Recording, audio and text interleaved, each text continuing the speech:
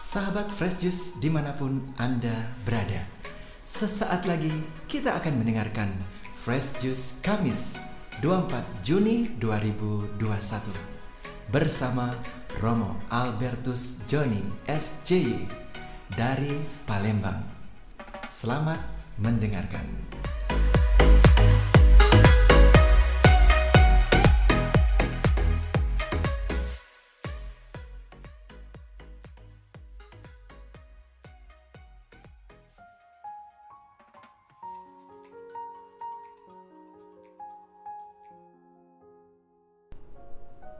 Sahabat Daily Fresh Juice yang diberkati Tuhan, salam Fresh Juice.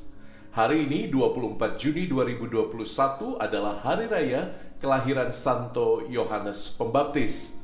Bersama seluruh gereja saya mengundang Anda untuk masuk ke wilayah sabda Allah yang menghidupkan dan yang menyegarkan. Saya Romo Albertus Joni SJ mengundangmu untuk menyiapkan hatimu, menenangkan batinmu, untuk masuk dan mereguk segarnya kasih Allah. Injil hari ini diambil dari Injil Yesus Kristus menurut Santo Lukas bab 1 ayat 57 sampai 66, dilanjutkan ayat 80. Kemudian genaplah bulannya bagi Elisabet untuk bersalin dan ia pun melahirkan seorang anak laki-laki. Ketika tetangga-tetangganya serta sanak saudaranya mendengar bahwa Tuhan telah menunjukkan rahmat-Nya yang begitu besar kepadanya, bersukacitalah mereka bersama-sama dengan dia.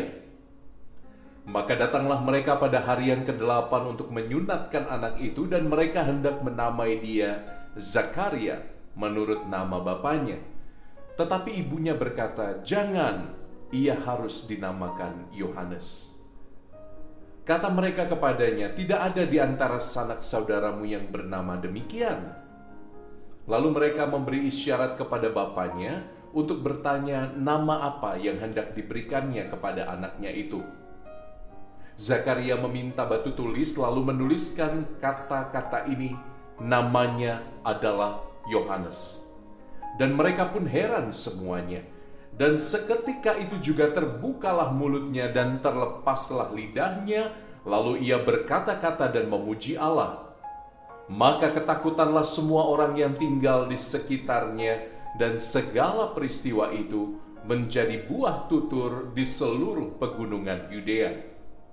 Dan semua orang yang mendengarnya merenungkannya dan berkata, "Menjadi apakah anak ini nanti?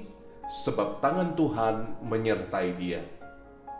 Adapun anak itu bertambah besar dan makin kuat rohnya, dan ia tinggal di padang gurun sampai kepada hari ia harus menampakkan diri kepada Israel.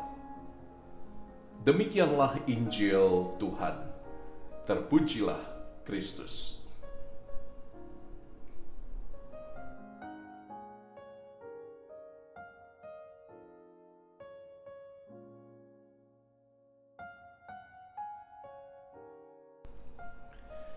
Sahabat Daily Fresh Juice yang diberkati Tuhan, pada suatu ketika saya mendapatkan formulir baptisan bayi yang cukup unik dan sedikit mengganggu. Karena nama baptis yang dipilih oleh pasangan orang tua ini adalah Devilia, yang dekat dengan kata devil yang artinya iblis. Ya, saya bisa mengerti karena mungkin orang tua ini hanya melihat bahwa kata ini enak didengarkan. Devilia bisa memanggil Devi atau Lia. Tapi ketika digabung namanya jadi Devilia yang artinya iblis atau setan. Nah, teman-teman yang terkasih, kejadian nyata ini tentu saja saya bagikan kepada Anda supaya Anda tahu apa yang orang-orang Romawi katakan dulu, nomen est omen. Nama adalah tanda, nama adalah identitas. Tentu saja dengan mentah-mentah saya tolak namanya ya. Saya ganti dengan nama yang lebih indah, Crescentia. Ya Tuhan, bayi yang tidak berdosa dikasih nama iblis. Teman-teman yang terkasih dalam Kristus, Mari pada hari raya kelahiran Santo Yohanes Pembaptis ini kita menyadari dua hal. Yang pertama, selalu ada harapan baik di balik nama kita. Sama seperti Zakaria dan Elizabeth, mereka berusaha mengafirmasi pesan dan kehendak Allah di balik nama Yohanes. Mari kita juga melihat bagaimana pesan dan kehendak Allah itu mewujud nyata di dalam harapan-harapan baik yang terkandung dalam nama kita. Apa makna di balik namamu? Apa artinya? Apa sejarah dari namamu? Atau apakah namamu pernah melekat pada santo atau santa tertentu? Apakah engkau kenal kisah hidup mereka? Ini yang pertama, teman-teman. Saya pikir penting bagi kita untuk mengafirmasi pesan Tuhan. Bukankah Elizabeth dan Zakaria juga berusaha demikian ketika orang-orang yang ada di sekitar mereka memaksa memberi mereka usulan nama Zakaria kepada anak yang baru lahir ini? Mereka menolak. Mereka menolak karena malaikat sebelumnya sudah berpesan anak ini harus dinamakan Yohanes. Dan itulah afirmasi mereka. Mereka mengatakan, ya, inilah afirmasi dari pesan Tuhan yang diberikan kepada kami, dan kami harus melanjutkannya. By the way, nama Yohanes itu artinya God is gracious. Tuhan itu baik. Tuhan itu penuh kasih sayang. Jadi, di balik nama Yohanes yang mereka afirmasi kembali ini, terdapat keyakinan bahwa sungguh Allah baik. Sungguh Allah menyediakan segala sesuatu. Sungguh Allah baik memberikan buah hati dari seorang wanita yang dianggap mandul bahkan sampai di hari tuanya. Bahwa Allah sungguh baik. Allah punya rencana baik atas diri anak ini yang kita kenal sebagai Yohanes Pembaptis. Ada keterkaitan antara nama dengan tanda. Ada keterkaitan antara nama dengan harapan indah yang ingin Tuhan berikan di dalam hidupmu. Maka kembali kepada namamu. Ya memang agak susah ya kalau namamu itu Devilia misalnya. Saya ingat di dalam kongregasi SCY itu ada nama seorang pastor, namanya Pastor Florentinus Sepiono. Florentinusnya tidak masalah ya, nama santo. Yang mungkin bermasalah ini belakangnya Sepiono, dari kata sepi. Sepi sendiri. Sepi lalu menjadi ada. Artinya beliau dilahirkan dalam situasi yang sepi, tidak banyak orang pada waktu itu di daerah transmigran. Dan beliau sampai saat ini menjadi pastor yang sangat baik, sangat saleh, sangat kudus. Tapi rupa-rupanya ada makna yang lain. Ketika kita belajar untuk hening dan sepi, kita mampu mendengarkan suara Allah. Nah, itu makna di balik namanya. Bagaimana dengan engkau? Ya, coba engkau pikirkan hal pertama.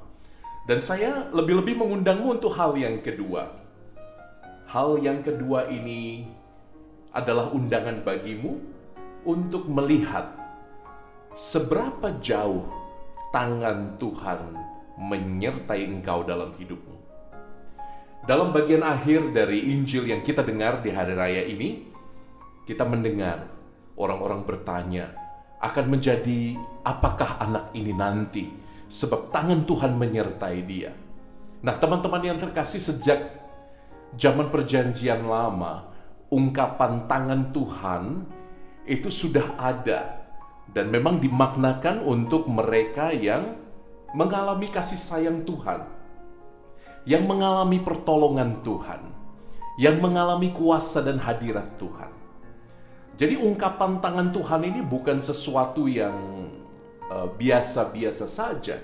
Ini adalah salah satu bentuk ungkapan yang telah lama dipakai oleh orang-orang beriman. Maka pertanyaanku kepadamu adalah, apakah engkau juga mampu melihat tangan Tuhan yang membentuk hidupmu seperti tangan si tukang periuk, kata Santo Paulus? Apakah engkau mampu melihat bagaimana Tuhan bekerja di dalam hidupmu? merencanakan banyak hal baik dan indah untukmu. Baik lewat keberhasilan dan tentu saja lewat kegagalan.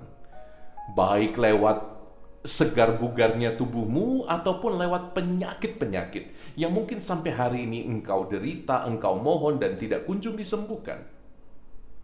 Apakah engkau mampu melihat bagaimana Tuhan bekerja lewat keruntuhan finansialmu misalnya, maupun lewat kesuksesan mengelola keuanganmu? Apakah engkau mampu melihat tangan Tuhan di dalam semua peristiwa hidupmu? Saya pikir menjadi seorang Kristiani adalah panggilan untuk selalu melihat bagaimana Tuhan membentuk hidupku. Ketika kita bisa mengambil sedikit jarak dari hidup kita, ketika kita bisa melihat hidup kita secara lebih objektif, saya pikir kita akan mudah melekatkan perspektif kita dengan perspektif Allah sendiri. Oh, aku tahu sekarang bahwa ternyata Tuhan membiarkanku untuk hidup dalam kesulitan ini agar aku menjadi lebih dewasa. Oh, aku tahu sekarang Tuhan membiarkanku memiliki penyakit ini supaya aku tahu rasanya sakit, dan supaya aku lebih bersyukur ketika aku sehat, dan supaya aku lebih berempati ketika menghadapi orang-orang yang sakit. Oh, aku tahu sekarang bahwa aku harus tinggal di dalam a broken family, supaya saya juga bisa membantu pasangan-pasangan yang terluka atau anak-anak yang terluka. Tidak mudah teman-teman untuk melihat bagaimana tangan Tuhan bekerja ini. Tangan Tuhan bekerja begitu lembut, begitu halus. Maka hari ini mohonlah rahmat. Selain melihat arti indah di balik namamu, semoga engkau mampu melihat juga bagaimana tangan Tuhan tetap bekerja di dalam hidupmu, menciptakan hal-hal yang luar biasa. Santo Ignatius dari Loyola mengatakan, kita diciptakan untuk hal-hal yang indah dan mulia. Maka semoga apapun situasi hidupmu, minumnya teh botol, apapun situasi hidupmu, semoga engkau tahu bahwa engkau diciptakan untuk hal-hal yang indah, yang elok, yang mulia. Kemuliaan kepada Bapa dan Putra dan Roh Kudus, seperti pada permulaan, sekarang, selalu, dan sepanjang segala abad. Amin. Saya Romo Albertus Joni, SC, memberkatimu teman-temanku dengan berkat Allah yang Maha Rahim dan Maha Menghidupkan, dalam nama Bapa dan Putra dan Roh Kudus. Amin. Kita jumpa bulan depan. Ciao. Salam Fresh Juice. Bye.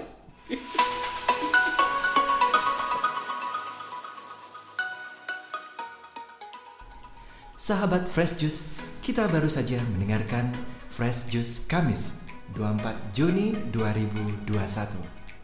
Saya Yofi Setiawan beserta segenap tim Fresh Juice mengucapkan terima kasih kepada Romo Albertus Joni untuk renungannya pada hari ini.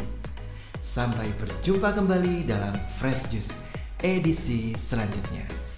Jaga kesehatan dan salam Fresh Juice.